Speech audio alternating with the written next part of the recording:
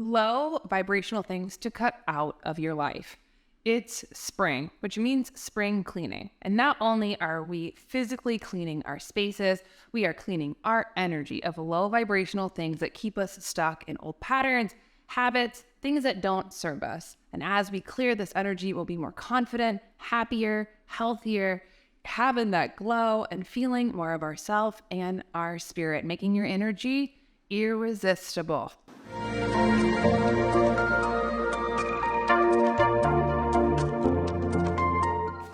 It is a spring sale. Everything that does not raise our vibration and frequency must go. And what I am talking about is low vibrational things that really affect us unconsciously, subconsciously, that we do as habit. So first, let's even talk about vibration. If you look around, everything in the world is vibration. These are atoms that are resonating at different frequencies. You yourself are a vibrational being. When we hear sound, that is picking up on vibration. Your intuition speaks to you in vibration, and we get affected all the time. For example, months ago, I talked a lot about emotional contagion, right? This is another demonstration of how vibration affects you. When you're around somebody who's upset, angry, frustrated, we can catch these emotions like a virus. You might notice this on phone calls, Zoom calls, text messages.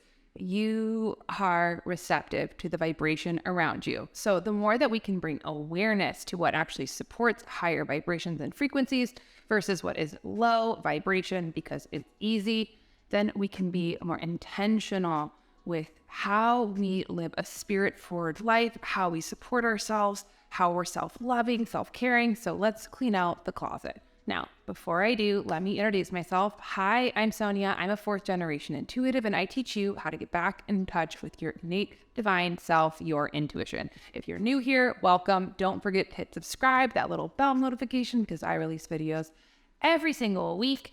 If you're returning, welcome back. Don't forget, I just have some really quick housekeeping. I just released an email, past life reading, that you can get in the link below. In a few weeks, I'm going to be doing a workshop that I am so pumped about. So definitely make sure to check in the description box for a bunch of links, tools, tips, things to help you along your journey. So let's get into spring cleaning.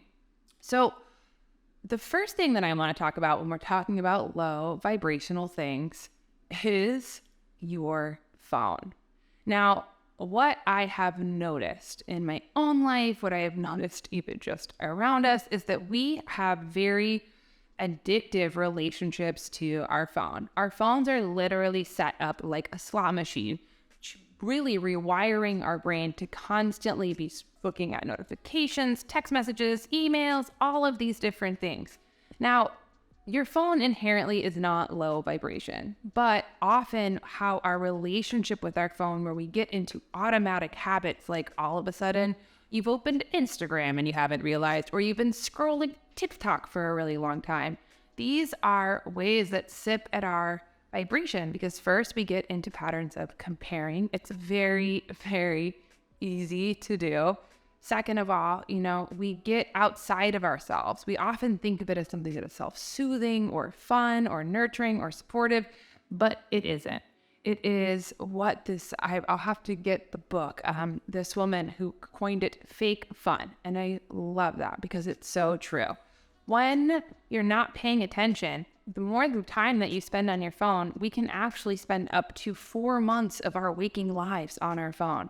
So one simple way that you can actually give yourself more time, space, energy, and raise your vibration is by creating grounded boundaries with your phone.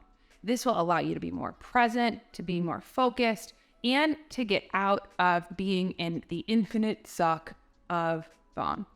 Second, which is also very important, is limit your intake of the news. Now, I don't mean that you have to be not informed, but at the same time, when we watch the news, as the old adage in newspaper is, if it bleeds, it leads. which means that we are constantly inundated with bad news. It's something that hooks us and often can, especially if it's how we start our day, can lower our frequency. So we can be intentional about what it is that we consume when you read the news, when you open to media.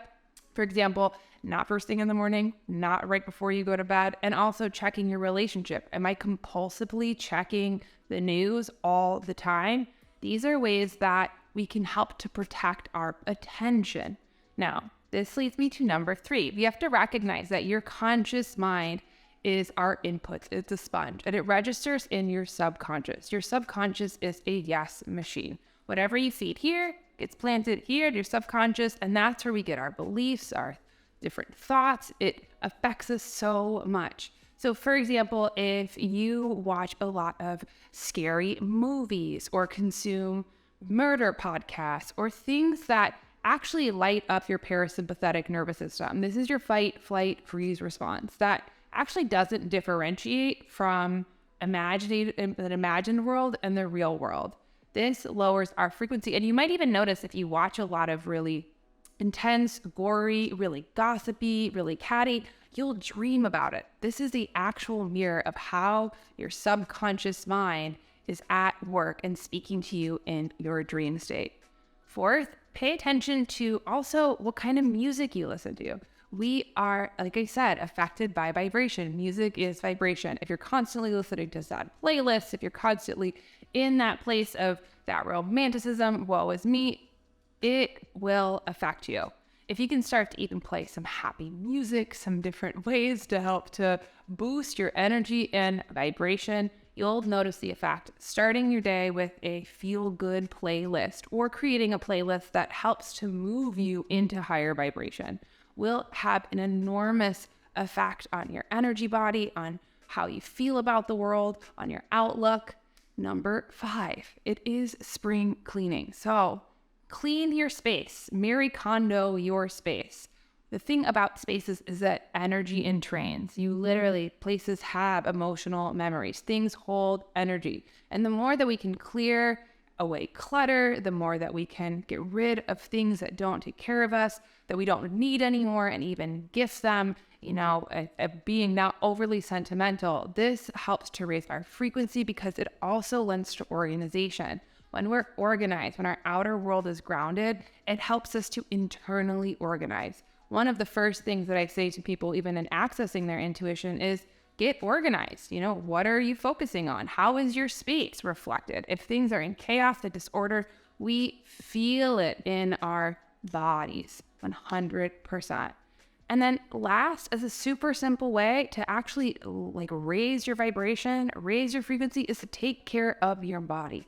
This means move, drink enough water, get enough sleep, take time to journal, to check in, meditate. These are simple practices, but the more that we can care for our physical bodies, the more that we can connect to our spirit, the more that we can buffer away energy that isn't ours, not get stuck in these same traps, and, better care for ourselves. And last, don't engage in gossip. If you're with somebody who is gossiping, if that's your modality as a way to connect with people, first, it creates insecure relationship because somebody's gossiping about you, and you're gossiping about somebody, they're probably also gossiping about you. And we can change the conversation, and even just being like, that's what works for them. We can change the focus of how we interact and how we relate. Your words have power. Use them wisely. It's one of the things that my mom always taught me. How are you intentionally? Are the words coming out of your mouth connected to your heart space?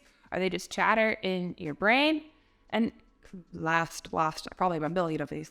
Create time and space to do things that you enjoy that are actually fun. Put down the phone, whether it's have a dinner party, playing some music, taking a music class, going ice skating, whatever it is that feeds your spirit. The more that we can create fun, and actual fun, not fake fun, in our lives by doing simple activities just for the enjoyment of doing them, we raise our vibration, we connect to our spirit, we connect with community, and back to the present moment where we realize that life is good, that you are connected and protected. So that was my list of the spring cleaning of things that you could use. Also, some of my other ways to clean the energy. A good old sage stick after a deep house clean can help after your deep berry condo. And also my favorite always, rose water forever. An energetic mist. Sometimes after my clients, that's what I use. I'm like, cut the cords. So I hope you enjoyed this video. Tell me in the comments below, what's your favorite way to energetically spring clean? And like I said, don't forget to hit like, subscribe, leave me a comment. I love to hear from you, and definitely check out my resources below. If you're interested in booking a reading with me, go to my website, soniatully.com, and click book a reading. If you're interested in mentoring, also check out my site where you can book a discovery call to see if working together is a good fit. So I'm sending you all my love. Have a beautiful rest of your day and happy cleaning.